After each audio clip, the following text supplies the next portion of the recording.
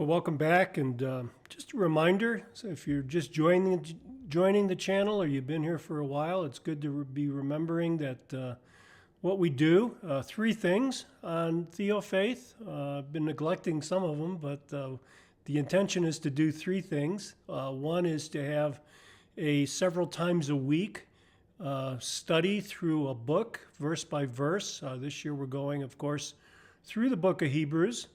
And my goal there is to get you in the Word, not just to tell you what to think, but to equip you to go through the Word yourself, verse by verse, explaining what I see and giving you an example of just expository Bible teaching and to encourage and edify and equip you for the ministry that the Lord has given to you, and He's given to each of us a ministry. I've also, from time to time, and have been neglecting this, Thursday Bible study, a little longer, that will maybe spend 45 minutes to an hour looking through a particular book or through a particular Bible study. So get in there more detailed and look at a bigger section of Scripture. And then from time to time, I'll have a what I'd call a topical or a reaction to something that's going on in the world around us. I do that rarely, but sometimes I do it.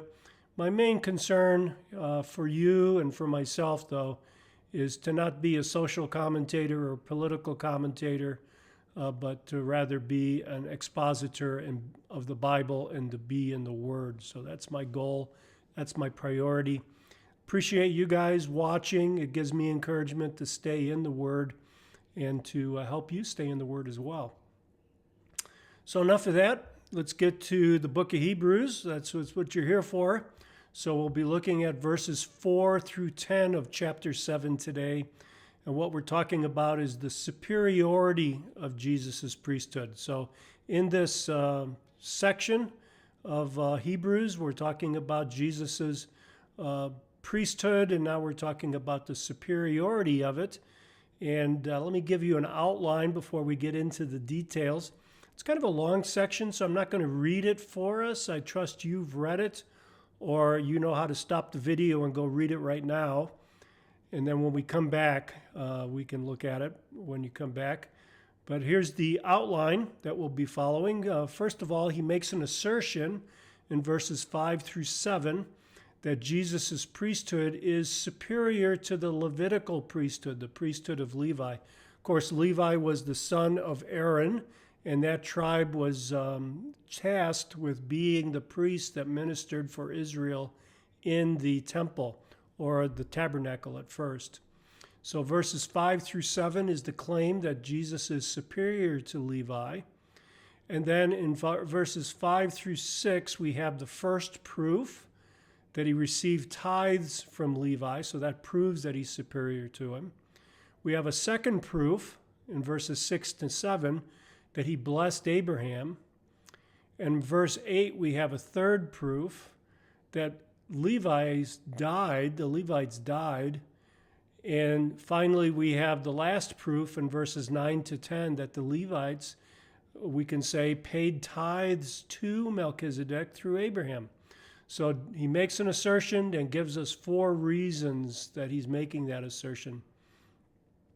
So let's take a look at this in verses 5 through 7. Verse 4 kind of sets the stage for this. Observe how great this man was, to whom Abraham, the patriarch, gave a tenth of the choicest spoils. So he's inviting the readers, he's inviting you and I. Let's examine this. Let's take a look. Let's observe this.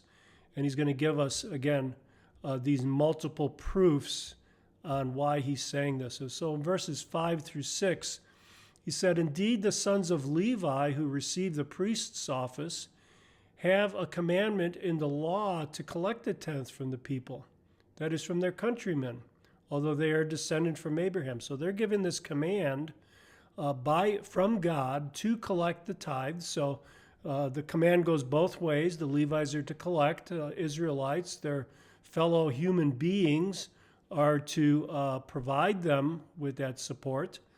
But the one whose genealogy in verse 6 is not traced from them, who's he talking about? Of course, Melchizedek, this priest that's not from the tribe of Levi, collected a tithe from Abraham and blessed the one who had the promises. So what he's saying here is he receives superior to Levi because he's superior to Abraham. And this is why the Levites were descended from Abraham and were to collect a tithe.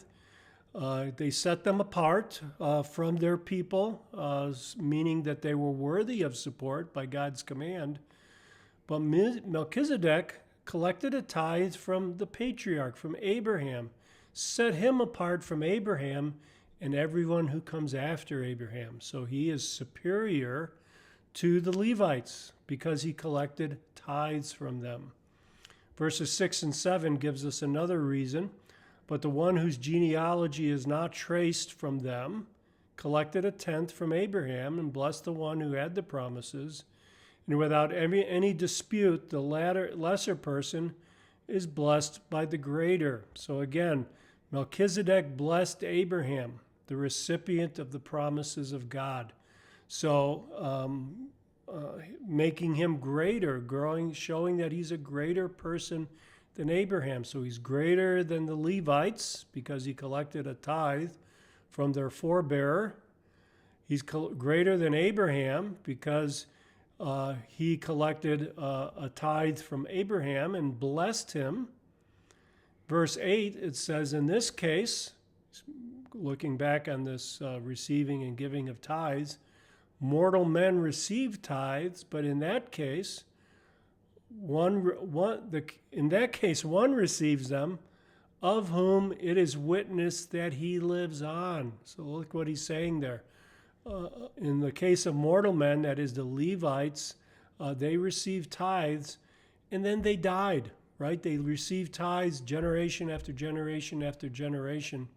In the case of Melchizedek, he receives them, but he lives on. He is eternal. Again, setting him apart from the Levites. The Levites died. Melchizedek is alive. He still has received the tithe of Abraham. He still has it. And in verses 9 through 10, it says, and so to speak, so he's drawing a conclusion here. Through Abraham, even Levi, who received tithes, is paid tithes. For he is still in the loins of his forefather when Melchizedek met him. So, Abraham's offspring can be said to have paid tithes to Melchizedek, though through Abraham, by this implication, because they were in his seed. It shows Melchizedek was set apart again from Abraham and the Levites, and he deserved to receive honor from them. So these are the proofs. These are the proofs that Melchizedek was superior in his priesthood, and he's going to make the case, as we will see as this develops, that Jesus was from the order of Melchizedek. He's a priest and king that lives forever, that is superior to Abraham, superior to the Levites. That's the point he's making here.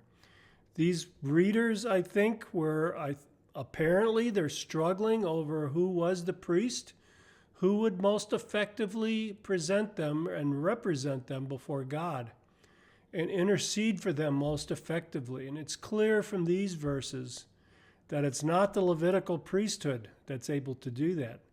It's the Melchizedek priesthood. That the Levites are inferior to Melchizedek, and he's preparing us to make the case that Jesus is the true, everlasting, eternal priest that anchors us before the holy throne of God in that Holy of Holies. Now, I know, brothers and sisters, that few of us, maybe none, are going to be tempted to look for acceptance with God through the priesthood of the Levites. But I think we have to admit that sometimes our temptation is to have a Jesus plus something approach to God. Jesus plus our own self-discipline. Jesus plus our motivation, Jesus plus our works to be acceptable before God. What these verses are showing us as we go through this whole chapter is Jesus is enough. Jesus is enough for us, that we come united with him by faith in his death, burial, and resurrection, that we become united with him by recognizing that his death paid our debt to God. He is paying the debt of punishment for sin that is due to us. He's absorbed the wrath of God at the cross. It's all behind us when we become united with Christ. And he is all we need. We need to keep going back to what Paul tells the Corinthians is the simplicity and purity of devotion to Christ. Out of that will come our service, our confidence, and our great reward. God bless you, and may God use these things to strengthen you in endurance and perseverance in your walk with the Lord.